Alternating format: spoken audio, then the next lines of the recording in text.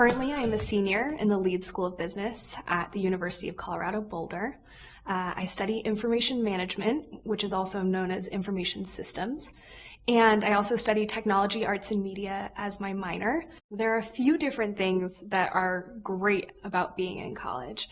One of them would be freedom. What a wonderful thing to be able to have as a college student. Everything from being able to create your own schedule. I think that is something that is so important. Additionally, with freedom, being able to take classes that are interesting to you. And then outside of the classroom, being able to work with different clubs and organizations. You will be able to do this all on your own, and that's exciting. Really think about what skills you have, what passions you have, and then thinking about using a tool like Career Girls and saying, these are the things that I'm good at.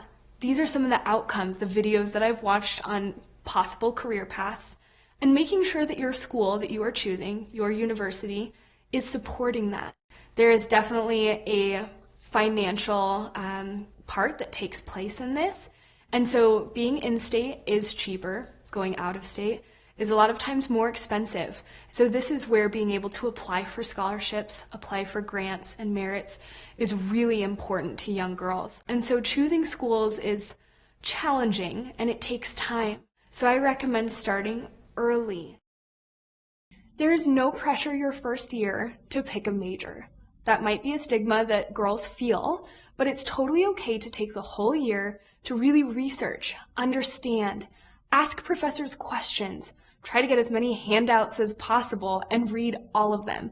Being able to understand what you will be studying for the next 3 to 4 years is truly important. So what I recommend is finding a school within your university that interests you.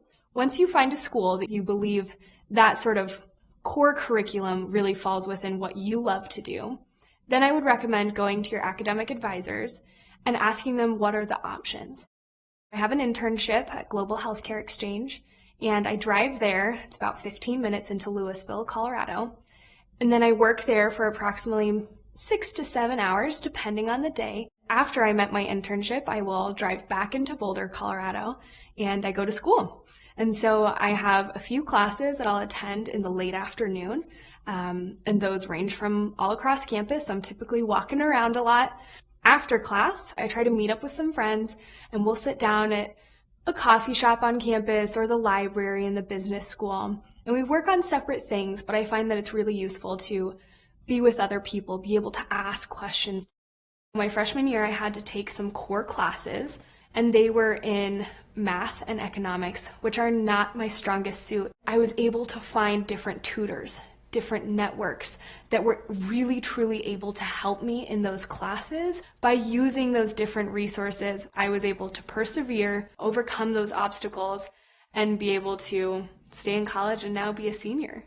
Professors will host these additional hours that you can come in and ask questions, and I would have questions, but I wouldn't reach out and ask about them. And so if I could go back, I would say, not only ask questions to professors, ask questions to friends. When you need help, ask for it and don't be ashamed of it. Own it.